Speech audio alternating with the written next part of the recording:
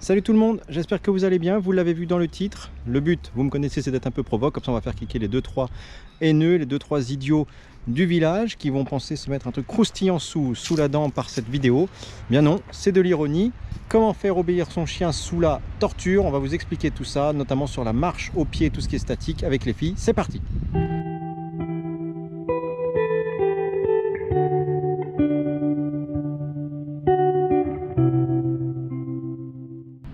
Alors pour le contexte, il fait allez, 30 et quelques degrés. Nous on est un petit peu plus préservé que par certains endroits, mais en tout cas il y a un petit épisode caniculaire, il fait chaud et donc nous sommes en plein milieu de l'après-midi, enfin plein milieu, il est 17 h, on fait une sortie pipi. Donc à l'ombre, on va sortir même pas une petite heure, juste se poser sur un banc, se balader un petit peu pour les besoins et c'est tout.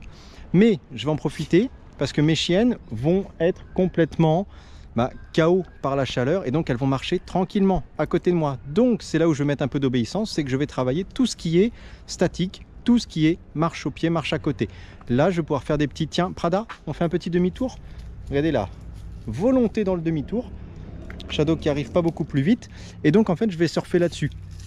Je vais faire des petites marches à côté de moi, tranquille. Je vais travailler, alors moi j'ai 3 ordres pour les positions. Le pied c'est à la jambe, le côté c'est à distance de laisse ou comme les Prada là on va dire aller à 2 mètres. Et ensuite le en avant qui veut dire liberté. Donc je vais travailler par exemple mon côté. Tiens Prada, on reste à côté.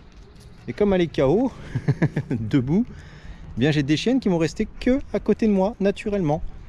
Très bien, le côté c'est là où je dis par la torture, c'est qu'en fait je surfe juste, il faut bien sortir faire le pipi, et bien je ne l'ai pas provoqué, c'est pas moi qui suis maître de la météo, mais juste je surfe là-dessus pour gérer ma chienne, mes chiennes en mode tranquille, calme. On va faire toutes les commandes qui sont calmes, le statique, la marche à côté, la marche en laisse, etc. Ce principe, vous l'appliquez aussi quand vous faites une balade au-delà de la météo.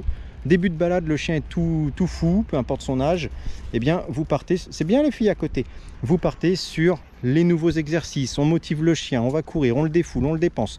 Et en fin de balade, quand il est naze, eh bien on va faire les choses un peu plus molles, la marche au pied, on va travailler un petit peu des pas bougés, des choses comme ça, le statique.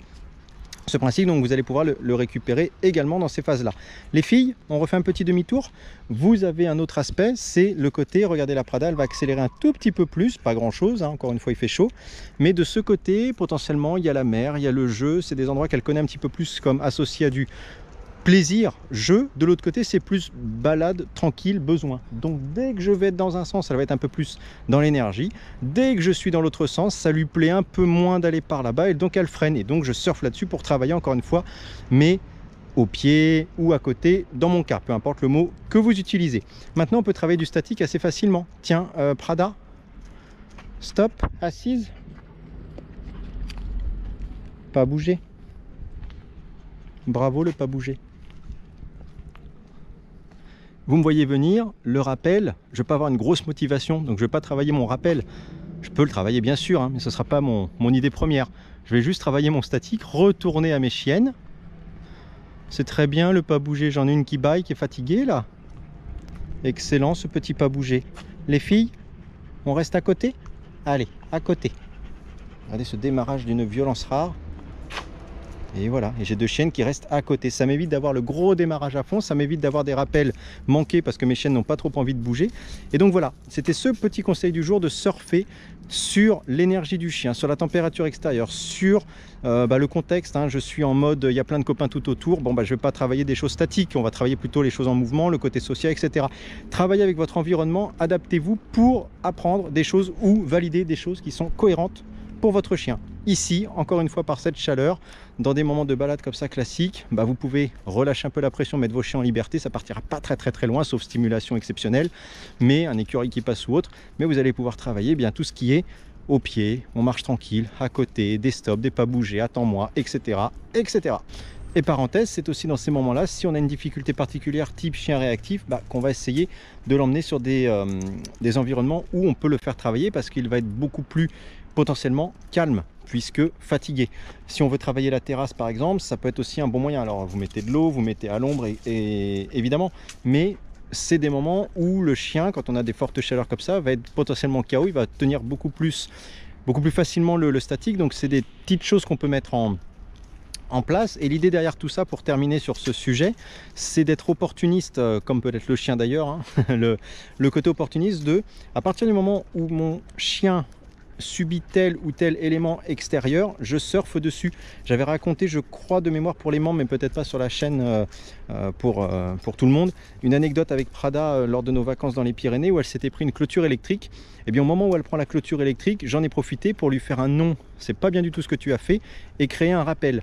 Je ne contrôle pas, elle s'est pris la clôture, et bien je surfe sur le côté désagréable, même si j'ai qu'une envie, c'est de lui faire un câlin. Je surfe sur le côté, elle a pris un coup de jus, je marque un non, et je lui dis tout de suite derrière, c'est tu reviens au pied. Ce qui fait que derrière, elle va savoir qu'un haut pied, oula, il y a plutôt intérêt à revenir. Je ne l'ai pas souhaité, mais ça s'est produit.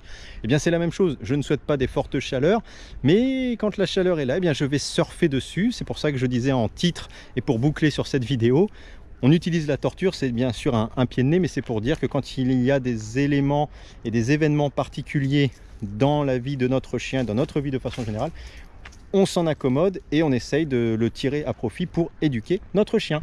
Et voilà, donc j'espère que cette vidéo vous a intéressé, vous a appris des choses, surtout que vous avez gardé le principe en tête, vous l'appliquiez sans doute déjà un petit peu, mais voilà, profitez de éléments de contexte défavorables, on le tire à profit, et de surfer sur l'environnement, c'est très important. Donc j'espère que ça va vous apporter des petites choses dans l'éducation de votre chien.